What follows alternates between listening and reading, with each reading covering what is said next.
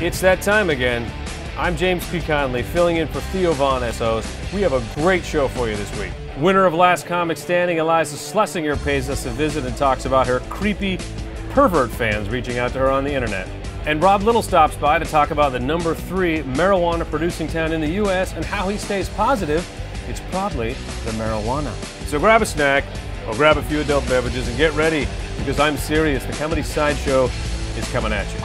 Hi, this is Pablo Francisco, and you're watching The Comedy Sideshow. Welcome back to The Comedy Sideshow. I'm James P. Conley. Tonight we're hanging out with Iliza Shlesinger. Yes. Welcome to the corner. Thank Welcome you. to the corner. And we also have another guest. This is our first, we don't have multiple guests. Check it out. Is this live? Is this streaming live? Well, theoretically it'll be streaming. No, it's not going to go out of that. No, this is Blanche. This is Blanche, just for people out there, the breed. She's half long-haired dachshund, part Chihuahua, part princess. Finally, someone laughed at that. I've been using that line in airports for years. Nobody? I'm the first one? Yes. I have a small dog too. She's definitely part princess. Yeah. Well, you guys, welcome to the podcast. Now, people, guys who are fans, obviously, winner, season 6, Last Comic Standing. Yes, I won. All the Jews voted. I'm the funniest one. Congratulations on that. Thank you. Now, people ask all the time, and a lot of my friends have been on the show too, but not many win. Maybe I don't associate with the right people. Only 7 have won. I know. I only know. Out of everyone. I only know a couple. So but is there like a myth associated with what you get from when you win? What do you think we get? I don't know. I don't know the legend. I can't dispel any myths then. Is it like club success? Is it like You can't have success unless you TV. get it. I mean, you get a certain amount of money. You get a holding deal, or at least I did, and you get a car, and then the rest is up to you. You get a little bit of street cred, but it's really up to you to decide what you do with it, and you get opportunities to tour, and it really is up to you to make the best of it. And so I just took that chance and ran with it. oh yeah, no, I mean most people are like, that's like, people. Every comic is fighting to get your name somewhere, so you can out there and make the most of the opportunity. I think the misunderstanding about Last Comic Standing is like it's not American Idol, so Right. it's not like you win and then like you're this huge star. All you want as a comic is a chance to perform on bigger and better platforms, and that's what it gives you. And then it really is up to you. Do you have the balls to be a headliner? Do you have the guts to do that, to be on the road? Do you have enough material? And so it is about you at that point. They set it up, and you have to knock it down. Well said, and well said with the backdrop of all the comedy history right around. All the winners of Last Comic Standing. These are all season, Steve Martin won best. Yeah. You said so, a lot of people, and this shocks me as a comic, some people have no desire to headline. Honestly, the feature spot is the best spot. Yeah, and I know people that are headline quality, but they have no desire to have the pressure put on them to go in there and actually have to be funny. I don't understand that, but I will tell you the best part about being the feature is that, not that I drink at work, I'm actually like super against drinking and going on stage, I think it's weird, but you can get drunk quicker because you're done before the headliner. Exactly. You don't have to deal with the checks being dropped. The energy is still there. It's like the sweet spot that you would want on a normal lineup. But headlining's the best. That's the sweet spot of life, I think. Getting off work early, having cocktails with the rest of the people who are working. Yeah. I don't care what job that is. That is money. Yeah, you don't get to do morning radio, which has its positives and negatives, but if you're just doing comedy and just to be complacent, okay. I mean, there are enough people that want to be headliners. Not everyone needs to do it. Yeah, no, I hear. I just some comics I don't understand why. Now you were talking before you came in here today. You got a new show. I do. I have a show that's coming out this fall on CBS. It's called Excused, and it's the same people that brought you Blind Date. So it's a comedy dating reality show. It's a half-hour show, and I'm the host that ushers young people through the trials and tribulations of dating on national television with a smirk on my face the whole time. I was gonna say, is it obviously most dating shows are they like set up to to what? To blow? To laugh? No, yeah. This one is because I get to be funny. I get to say whatever I want. So it's centered around that comedy. Good. And look, we're not trying to do The Bachelor. We're not trying to find real love. It'd be great if you guys dated, but we really just want to get human moments. And at the end of the day, that's what comedy is about. So it's about that. It's just fun. It's not going to be a show that you live and die by, but it is the kind of show that you come home and be like, oh, there's a marathon on? Yeah, I'll waste the next 4 hours watching this. Oh, I'm drunk at 11 in the morning, 11 at night. This is on. Yes, it's been known to happen. I'm very excited. It's been known to happen. Everyone loved Blind Date, so hopefully this will have that same appeal. I actually did. Yeah, everybody loved Blind Date. I watched Blind Date. That's the kind of show you put on, particularly late at night. Flip through the channels. Yes. Blind date It's marathon. either that or a P90X commercial. I'll go with blind date. Yeah, I'm not gonna do P90X because that puts pressure on me to actually have to work lot out. of pressure. It's a lot of pressure. It's a lot of work. Do you travel with Blanche a lot? Do you get a chance to take her? I do. I take her everywhere. Yeah? In fact, she was born out of the necessity to have a companion. When after last comic, I did like 60 colleges one fall, like 2 falls ago. And Are you I was serious? on the road, yeah, In one? in one chunk of time, in one day. And I was so tired, I was like, I needed something. So I got this dog. I like went out and just got her. She wasn't pretty or anything. I didn't know how beautiful she could be. Because I just wanted a companion. And now she comes everywhere. People take pictures with her. We have a little bit we do on stage. Seriously? I'm not a prop comic, but it is awesome. a pretty good bit. It's not a bit. prop when it's alive. Exactly. It's not a prop when it's alive. She's That's not where you draw the inanimate. line. But just great. She comes and it's nice to have someone hang out in the hotel room and schlep through O'Hare. And it's good. Do they ever give you grief when you come through the airports with a dog? Sometimes I don't pay for her and then it's like, excuse me, ma'am, do you have a ticket? Sometimes they don't notice if I sneak her in. But if you pay for them, they don't care. They get upset when you like let her walk around. But I'm like, I'm pretty sure my dog isn't the grossest thing that's been on the carpet in your terminal. It's just whatever. I think I've seen something more gross on the terminal. Yeah, than you a ever dog. seen like an Air Mexico flight? And we just lost a sponsor. There's nobody sponsoring this. I know. Podcast, right? That's all right. So you started out. You're from Dallas. I am. But I started here. You started in LA. Congratulations. There's like hardly. There's 7 of us and we actually meet underground, under the Improv, once a month. Well, I actually started here too, so apparently I've been cut out of the invitation process, allowed. but that's okay. Yeah, there's not a lot of LA comics that started in LA, so I wear that badge with pride because that's a hard place to start. Because when I started here, they pretty told me like stay away from some of the big clubs, like to go out and actually try to get a couple If it's minutes. stay away as much as you can't get in, like they're not you, but like No, me. You. Too. But don't come with like your first 3 minutes that you ever did in your life. Maybe go practice somewhere else at a couple places and then show up and actually maybe have a minute if someone goes, hey, she's kind of funny. yeah. I think it depends. I don't know. The Improv was the first club to give me spots. Like I'll always consider it my first home club because they gave me spots. They made me a regular. They sent me out to like Ontario and Irvine to feature for a lot of black comics, which I never quite understood. And I definitely cut my teeth doing that. And then I got to become a paid regular at the Comedy Store and then the Laugh Factory. So the other clubs catch on, but the Improv, they were there since day one. No, me too. This was I was there at Jerry Lewis Telethon. Don't I don't want to brag. Don't I was brag. at Jerry Lewis Telethon. That's how I get this coming out here. So what's are you focusing a little more on TV? Is that a goal, or do you want to keep going out on the road? Or I mean, everyone we talk to in the comedy side has got different opinions. Some of them are like road warriors. Some of them like love spending all the time between LA and New York in the middle of nowhere.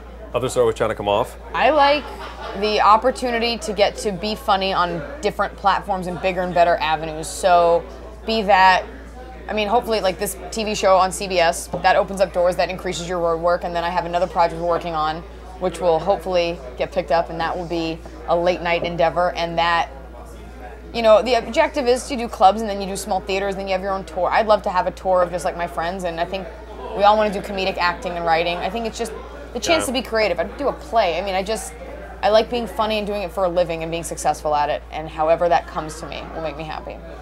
Yeah, I think everybody I talk to too, like just touring with your friends would be like the epitome of if you could go somewhere, Yeah. you could put your name in the marquee and say, these are my funny friends, and we go around and we do this for a living. Because I legitimately have funny friends. Like, there's nothing worse when people like go out with their friends and you're like, oh, these people are awful. Like, my friends aren't famous, but they are hilarious, and I would love to show the world. Like, these are my funny friends. See, but those are like friends. Like those are the comic ones, friends, yeah, comedic friends. that Yeah, you, yeah. you would take on the road. Yeah. 'Cause some people take their friends who are kind of funny, but it's your name. I mean, that's your brand name out there, so Yeah, but if you have billions of dollars, I guess it doesn't matter.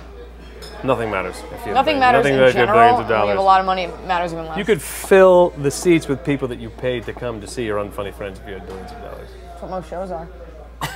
That's how you get audiences, I guess. It's very tight. So, you talked about a couple of projects you got going on. I know you're going to jump on here later on tonight. Do you get up at all the clubs here in Los Angeles? Yes. Because I know some people get pocketed out by, you know, this club, that club. I don't think anyone does that, I'll be honest. I don't think the club, whoever books it, sits around and is like, oh, he was a regular there, so no. I do know that the clubs have very little consideration for the fact that you might have 2 or 3 spots in a night. Yeah. Like, I've almost been in several accidents rushing between the Comedy Store and the Laugh Factory and the Improv, and it's very like, well, these are your spots, you can't make it. Yeah. And you make it, or you go a little bit later, but it always works out. I've never totally missed a spot. I missed one in traffic, driving down to the Comedy Magic Club. Oh, well, that's a totally different Couldn't ballgame. get there, and I was hosting, and I called, and it was the most depressing moment of my comic life, and they were so cool. They're like, it happens. they said go ahead and go home, and I'm like, I was They would say that. They're like yeah. the nicest ones. They're like, here's have some food. Come have some dinner. We'll write you a new act. Do you need help with your mortgage? Yeah. It's funny. They are like, people don't understand. They're like one of the nicest clubs in the country. I've only played it once. Really? Only done it once. I guess for a lot of, like, I know that and they're a great club. For me, when you're on the road or you're working, like I'm on set all day for the show, the last thing I want to do is drive far. Yeah. Even if it's like one of the other improvs, you can get your time here and get your workout in, which is so important, then that's that. I don't want to do a 4-minute spot at a bar. Yeah. You know, if you're a bar and you're like, hey, we'll give you 20 minutes, I'll come and work out. Yeah. But the busier you get, the less time you have to do those gigs that you so sought initially, which is a very weird thing because I always thought I'd be like, no, I'll do every gig. Give it to me. Free chicken wings. I'll take it. Free chicken wings. I'm not going to make the drive. Very tired all the time. Hello. So how long have you been out here in LA? I know you started out here, but maybe between like 5 and 6 years. Yeah. 5, I think. You're the only one that can answer that question. I moved here when I was 21. I'm 28 now. Maybe I was 22. Maybe I was 22. Maybe I moved here when I was 22. So 6 years. Good for you. I started when I was 28. So that's, sometimes I look back and I go, yeah, I know. And now 3 years later, look what happened to me. Yes. This podcast in the corner of the room right here. I saw also that you went. Did you go to Emerson? Is that correct? I did. How many of the camera guys here went to Emerson? Anybody? Raise your hand. You got far? Did you? No. People don't know that. I mean, that's back east. No, not you. Blanche, it's okay. What made you want to go out there? I wanted to go to film school. Oh, okay. That's right. I could operate all this equipment. Drunk. So if anything goes wrong here, you should jump up there. You can do your job right now. Move the camera down and f-stop. What? I have a film studies degree from Emerson. No shit. Awesome. Gotta major in something. You can't major in comedy. And anyone that tells you can is a hack. You mean and trying to get your money. Comedy University doesn't? Yeah. Comedy Bible, any of that stuff. No. So have you done any writing since you've been out here? No, I've been sitting at this table. What do you mean? You know, writing. You went screenwriting. If you went to. Yeah, who hasn't? You know. No. Yeah, I think everyone writes, whether it's sketches that you've done online, or you write a screenplay, or you write a treatment for something, or I have a book that I'm working on right now. It's about being a woman. I'm just kidding. I don't know. It's about how hard it is. No, you'd be surprised. I mean, a lot of comics are not that ambitious. They're not as focused on that. Some of them are happy to get up and do a couple of jokes and get a free drink. I mean, and that's great. You know, that's true. Some people aren't as ambitious. I'm going to say, you seem extremely ambitious, you seem focused, you seem educated, you've got all these things you want to do. Ambitious. I have very little to show for being so ambitious. It's annoying the hell out of me. The ratio of ambition to what I've produced is off. But it's not the formula. But I'm saying some people, they're just the opposite. No, totally, especially comics. Yeah. Sure. The comic by nature, not an ambitious creature.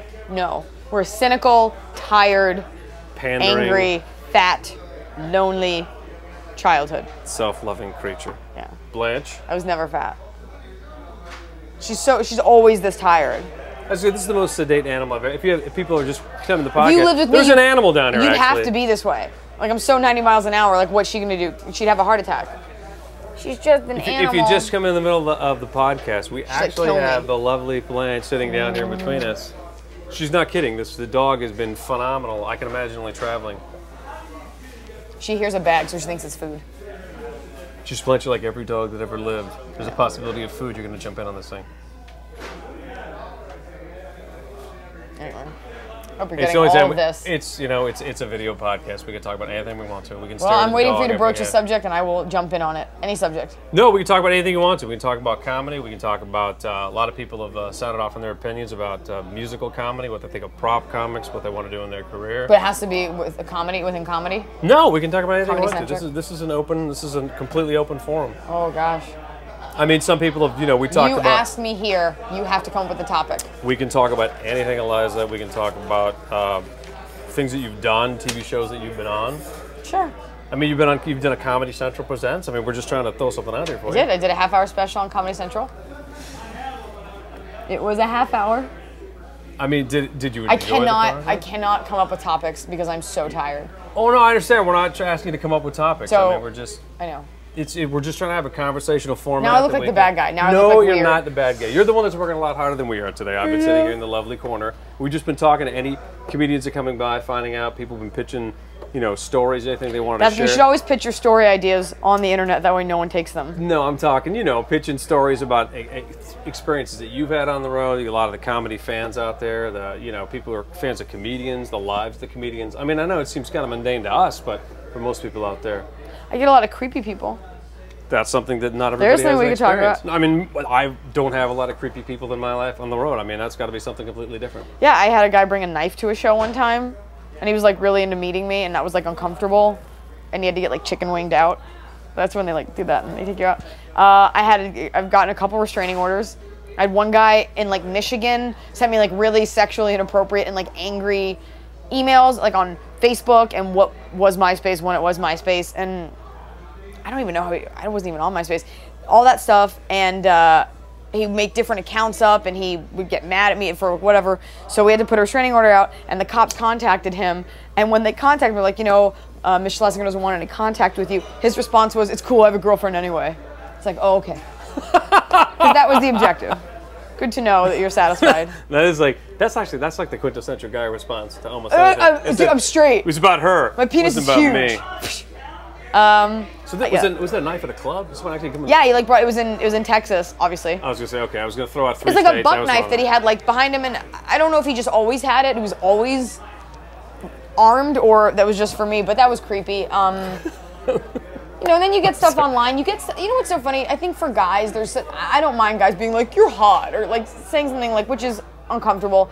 But when guys say sexually inappropriate stuff, I'm like, what girl responds to that? Like writing something really sexually aggressive. None. I've never seen that be like a pickup line. Like I get like the dirtiest things written to me. Like just I'm not even gonna repeat them. No, like on my Facebook wall or like on my Twitter. Like you're pretty funny. I want to fuck you in the mouth, and you're like, because it's so weird. Because my stand-up doesn't. If you listen to it, I don't say filthy things. Right. I might drop an F-bomb here or there, but you never hear me say like, and you never hear me talk about like anal sex, like a lot of the shit that female comics think is so funny. Right. So it's funny to me that people think it's okay to say that. I think a lot of times guys think, oh, she's being funny, she's crass, and it's just not. There's levels of crassicity. Do you think that the guys think they're being funny when they do that? And because there's no way that you think that I'm gonna be like, oh my god, did you say Facebook? Really? Do it. Then I expect you to put a comment below the comment that they posted on And then the it's wall. like if you erase it, then he knows that you read it. So you kind of just leave it. Now I'm going to get like all these tweets after this. I was going to say, I cannot wait to check this Facebook page after I don't we're done with understand how to manage publicity. It's going to explode. I just told the TMZ guy downstairs that I thought TMZ was a horrible channel. And he's like, we're not going to promote any of your stuff then. I'm like, fuck it. And I just walked away. Like, that's such a bad idea. No, that's... Whatever. I mean, I was just going to ask you because I know you get one perspective as a male comic, and then you get other female comedians who have to deal with a lot more shit like that. I mean, I'm not going to lie to you, no one's ever posted anything like that on my Facebook wall. Wait an hour. I'll go home. Thanks very much. Just post the thing on there. Do you get it from the audiences? I mean, no. I can't imagine just meeting you right now. Some people have a commanding presence on stage. I cannot imagine that you communicate anything other than you're not going to take any shit. That's why they do it online. The anonymity of a computer screen gives people such a false sense of security and power. I actually had some guy one time. I don't pick fights online. If you say something mean, I don't write back. He said something mean, and I wrote back. I was like, I have feelings too. Like, you can't just say that to me. Anything I say on stage, I back up. You're just throwing this at me because of your own issues. And he wrote back, oh my God, I'm so sorry. I actually am a huge fan. I didn't think you'd actually read this. I'm like, what do you think? I'm just like not a person that doesn't read my mail? Like, what's wrong with you? He's like, I'd love to come see you sometime. And it's like, delete. Like, come on. I think it's a guest list. If you want to be a dick, stick with it. Don't half-ass it. Don't shy away. That's like when you pull the girl's hair, like when you're little. Like, I like you. When they say they're kidding, they weren't. If they was kidding, he wouldn't have said it. You can't unhit when you've hit someone, when you've hurt someone. Do you know, I asked, there was another comedian had a page on. He had all these, I can't remember who it was, and I asked him about the comments people left, and he said, why would I let people comment on what I do?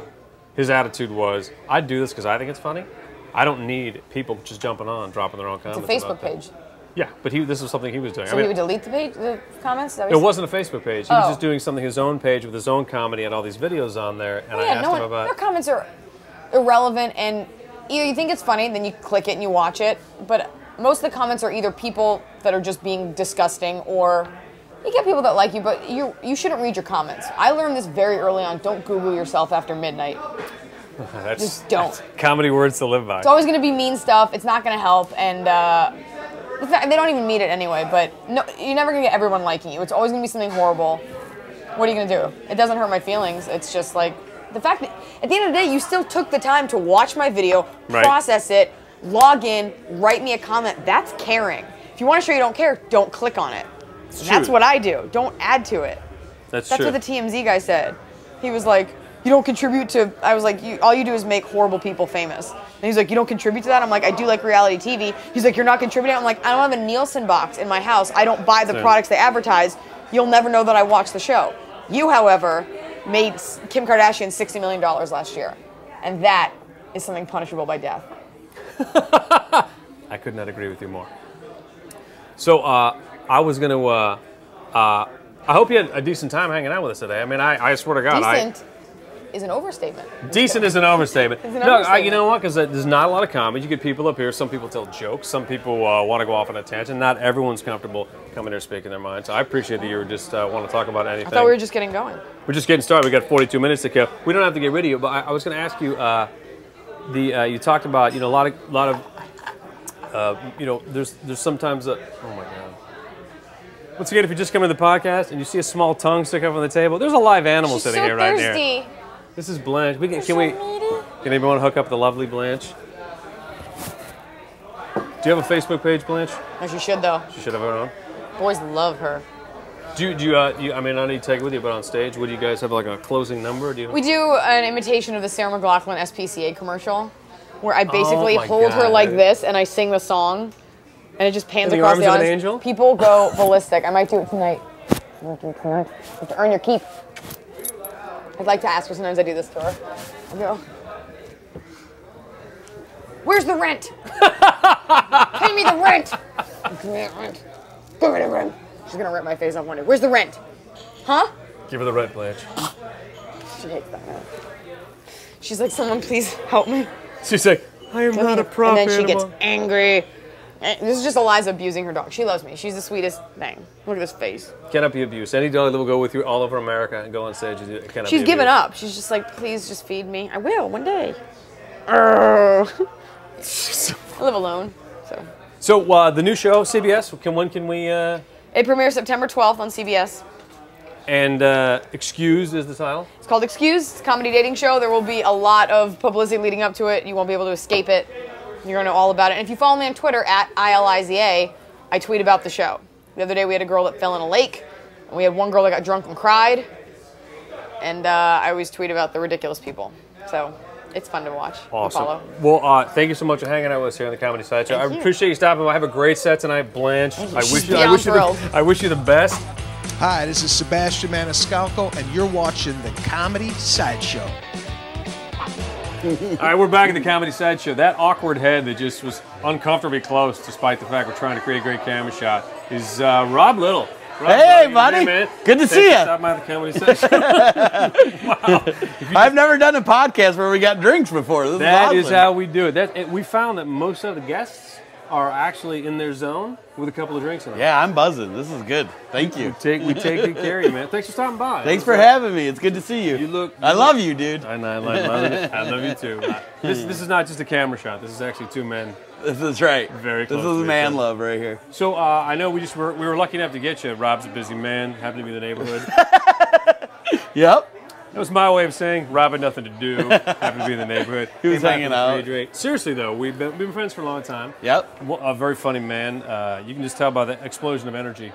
It's I'm legit. a little hyper, yeah. No, you're not a little hyper. You are like, you know how some people have fake energy, and then some people have like a nuclear energy, and then you're at a tier where like, there's to be like, it's contagious energy. It is infectious. Infectious. It is dangerous. That's what Lewis Black told me. He goes, "You're infectious," and I thought, man, how does he know? and then he said, no. He meant that in a good way. Yes. Yeah. So what you been up to recently, man? I know you're a touring man. I'm on the road a lot. You are on the road a lot. I support my mom right now. Congratulations. She fell and she has a neck issue. And she always said I was a pain in the neck, but Now I'm paying for it, And man. now you're responsible. I know. Oh, that's good. But she's my mom. You got to take care of her. You You'll know? love the mom. So I just bought her a new car. Seriously? She started crying. She's like, "Oh my God, that's what Elvis did for his mother." And I was like, "God, I hope I don't die in the shitter like he did then." That would suck. Huh? How about That's a the drink? cocktail talk, everybody. How much time do you spend on the road, you think? I'm on the road a lot now, a lot more than normal. Yeah. I'm probably out 2-3 weeks a month sometimes. Then I'll take a month off, and then 2-3 weeks again. So, yeah. Does that give you time for... I think that's what makes you a real comic, is being out on the road with real people in the United States, not just on the coast, not New York and LA. I mean, yeah, there's a lot of comics out there, but if you're going to be a real comedian, you got to hit the road, man. You got to see what it's really like out there. And I'm a real comic. I was going to say, what I'm trying to say is real comic, everybody. This man hits the road. But, you got stuff going on. I mean, Rob Little, I know, is not just the traveling Rob Little. That's right. I was on the first season of Nick Swartzen's Pretend Time. That's right. You were in Nick Swartzen's Pretend Time. I was always. You were on a show. You got fired. I was on a show. Weren't you on a show where you had to be the biggest pain in the ass? And they sent out a casting call and they said, "We need to find a guy who's lovable but an annoying son of a bitch. You can put him on camera and he could get fired." And I think at that point they stopped casting. And they just said, "Just go get me Rob Little." The weird thing was my name was in the casting notice. A Rob Little type? Yeah. So that's what made it pretty easy for me. But yeah, that was called Fire Me Please. It was on CBS. And they put us in real jobs, and we had to try to get fired as close to 3 p.m. as we could. Now what? And I won it. You're the only one. Trying to remember the job. Were you fast food? I was working at a barbecue restaurant in Louisville, Kentucky. What did these people think when you started acting out, man? Because I remember seeing some of the footage, and I thought, it's funny to us. Right. But these people must have been like, was there ever a moment where you thought someone's just going to take a rib and just smack me upside the head? There was a couple times they actually said they wanted to fight me. At one point, I was working with these two little redneck boys from Louisville, Kentucky, right? And they actually were like, you could see them devising a plan to actually jump me because I was bigger than both of them. I could have took them both. You had guns. Yeah, no problem. But most people would hesitate. You're like, and say maybe they're like, no, seriously, these guns. No, I'm huge. You're huge. You're huge. I work out. I don't know how. I think it's a wide angle shot. Yeah, I don't know if you're using. So you were physically threatened at a rib physically joint. threatened. They gave me the nickname of Dish Bitch. Dish Bitch. They said that's all I was good for was washing dishes. I kept calling them rednecks. One guy's nickname was, what's his nickname? It was like lighter, like Torch was his nickname, and I kept calling him Flamin'. And it was all improv, the whole show. And one of my favorite things was they cut out part of it, but they showed this lady ordering some food from me, and she said, "Well, what's good to eat here?" And I'm like, "Nothing." And then those guys are just glaring at me. And then she ordered a sandwich, and I took a bite of it and put it back on her tray. And she just goes, "I don't want that." And I'm like, "You'll take it, bitch. It's good." And they cut that part out, but I ended up getting fired at like 2:50, and I won it. Yeah, so everybody else got like fired after 3 p.m. And it was as close as 2 without going over. Can you imagine people watching at home? You got fired, and they have no idea that the most heinous thing that you did didn't even make it on the air. I know, a bunch of things. I had a bunch of customers swearing at me, and none of that stuff got made. I like took a drink of beer, and apparently you can't show that on TV. So I was. See, I think that this was like kind of like a director's cut. Yeah. You need to have this on your website. That. No, put that on your website. Like, well, I don't have it. If I had it, I would. I'll make a few phone calls. All right, I'm connected. I'm connected well beyond this podcast. This is fantastic. Well beyond this podcast. I do more than just the Comedy Sideshow. I mean, don't be enamored by this wall of fame you see behind you and these free drinks. By the way, not free. I know, it's Diet Coke, actually. He'll be doing just fine. But I got something bigger in the works. Something huge. Matter of fact, you talked to me today, and not today in the fake today. Today is in the actual today. I actually did call you today. You talked to me today. And you got a little something going on. You got a little pilot project. We're shooting a pilot for the History Channel. And you went out. The best talent you could find. Best talent I could find, and none of them were available. So I called you. So I got the call. That's kind of how I got this job here too. Yes. It's a cool idea. I really am like a dork. I really like history. and I think most people find it boring as hell. So what I wanted to do is make it kind of fun and entertaining. So here's the idea. I go around the country to different historical sites, and we learn like cool, interesting facts from real historians, and then I reenact them, or I do funny spoofs or sketches or anything to like, or show what it would be like today, you know? Yeah. Like, for example, we shot one of our episodes, we shot at the Henry Ford Museum in Detroit. Well, everybody knows Henry Ford for cars, right? But they don't probably know that Bonnie and Clyde actually wrote him a thank you letter for creating the V8 engine because it helped him get away so many times. And so I was like, wow, that's pretty cool. You never see criminals writing thank you letters nowadays. No, it's just like, so we did some so sketches rude. on that, right? There's no maybe a tweet, no respect anymore in the criminal field. And no tweets. So it's like kind of like that. And the show's called Here's a Little History with Rob Little. And yeah, I'm hoping history wants. There's like a few networks interested in it right now. So that's good. Well, hey, you might get some people out there hearing the spread now, and you might little some. You know, I know, right? That'd be nice. That'd be nice. Because you know the good thing about it, so many shows run out of ideas. But the nice thing about history is. Every day, everything is history. Yesterday, history. Right. Tomorrow, today becomes history. Right. You could do a show about what happened here today. Right. If this made history. And we do the director's cut about it. You're a genius about right? that. It's a great idea. It's actually a great idea. You're like, and cocktail. That's absolutely good. So you had something else you're talking about too. You're kind of pitching some other projects. Yeah, we're working on a sitcom pilot also, and. It's really cool idea. I don't want to get too much into it, but it's basically centered around me and being like Mr. Positive. So narcissistic. Well, everybody I think if you go to a lot of comedy shows nowadays, you're gonna see a lot of guys that are very negative. Right. And always have a pessimistic view on the world, whereas I'm like crazy positive, and you don't see a lot of guys like me out there. I mean, you're pretty positive too, I would say. Yeah, but I mean, the fact that you feel comfortable referring to yourself as crazy positive. Yeah, I'm crazy positive. I was gonna say, I mean, most people at that level institutionalized, and then there's the functional crazy positive. I have such a great outlook on life. That I've even changed my blood type to A positive. That's that's how much I love life. So the sitcom's kind of tailored around that, and how everybody around me is pretty negative, and it's pretty goofy and funny, and I don't know, it's looking good. So hopefully, you know. And there could be a role for someone. I don't know.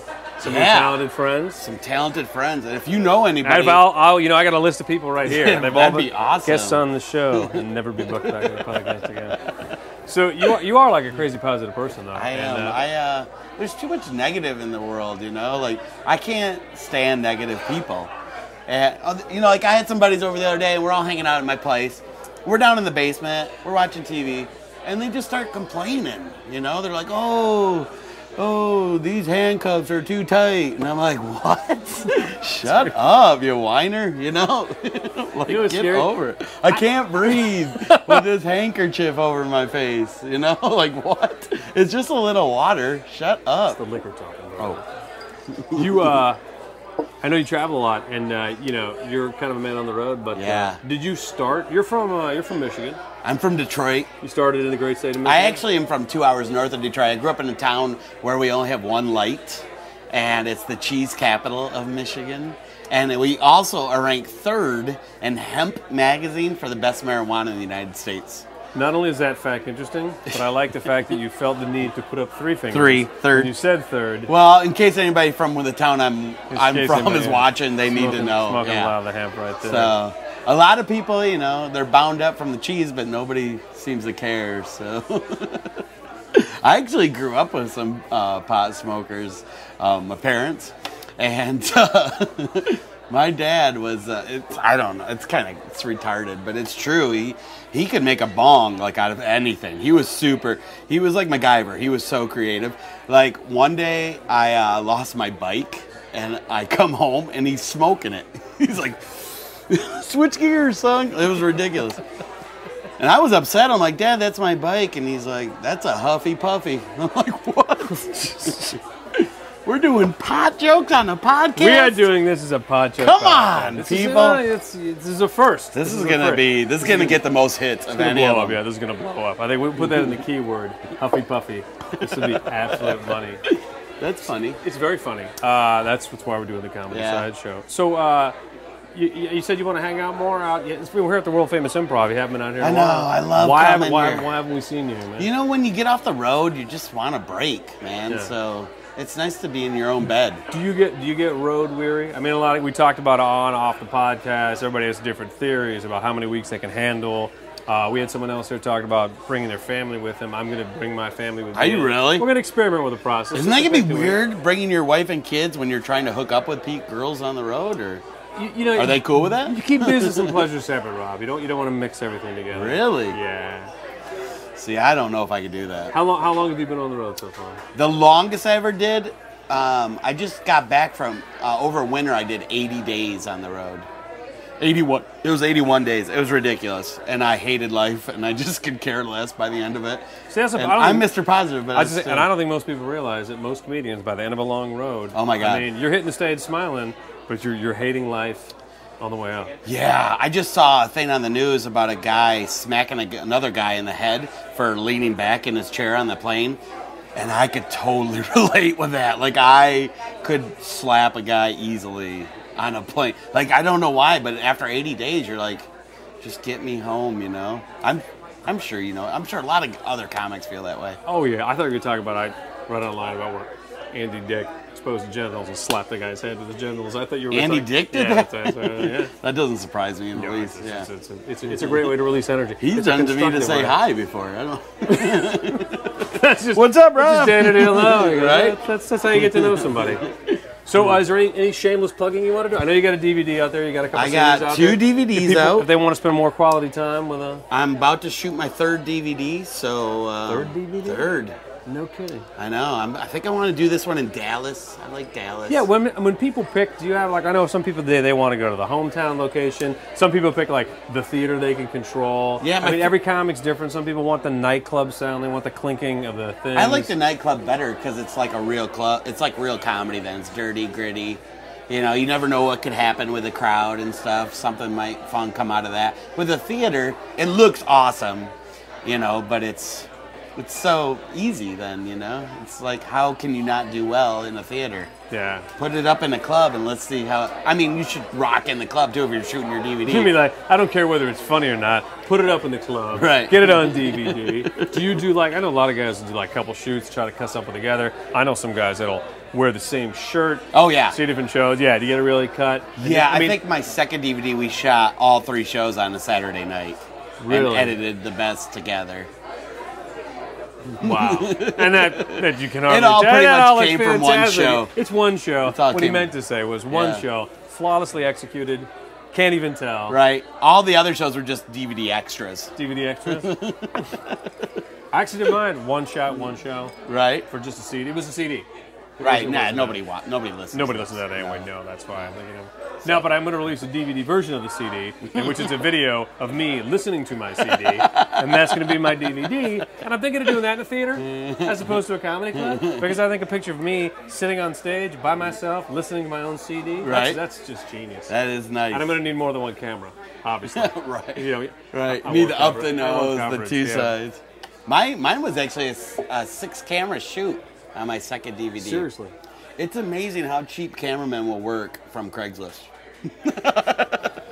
Out of Milwaukee, by the way. Wow, that's the best place to get erotic services, best place to get a 6-camera shoot camera. Erotic service. Anything big coming out you want to promote in terms of appearances? We got our Big, listening, the Comedy Sideshow audience. I'm coming up to a few of the improvs and funny bones. I'll be on the road. Check my website at roblittle.com. roblittle.com. I know I'm in Omaha next, and Phoenix, and then Cincinnati. So. All right, put you on the spot. Give me the favorite place on earth to do comedy. Ooh, Dallas. You got one? Really, Dallas? Dallas, probably. Is that why you picked it I'm for from that Detroit, but I would say Dallas, Milwaukee, Detroit are the best. Yeah. I think the crowds are just phenomenal there, and Wisconsin and Texas people are like the same type of people, except just different accents, pretty much. They all want to party, drink, have fun. The girls are all really fun and pretty, and You know what I mean? And they're good. And I think someone's Yeah. gonna get lucky in Wisconsin or Texas. I think you're just trying to set yourself up for a little like. it's my biggest fan base. It's my biggest fan base, and you'll see me out there. All right, Rob Littleman, thanks for being. Thanks for having me. And good luck with those projects, particularly the ones that involve me. Yes, you All right, will be you guys in one. watching the Comedy Sideshow. Thanks for hanging out with us. Well, that's another episode of the Comedy Sideshow. As always, we want to thank our guests, Iliza Shlesinger and Rob Little, for graciously giving up their time. I hope you enjoyed them as much as I did. And remember to check us out and subscribe to us on iTunes. I'm James P. Conley, filling in for Theo Vaughn. We'll see you next week.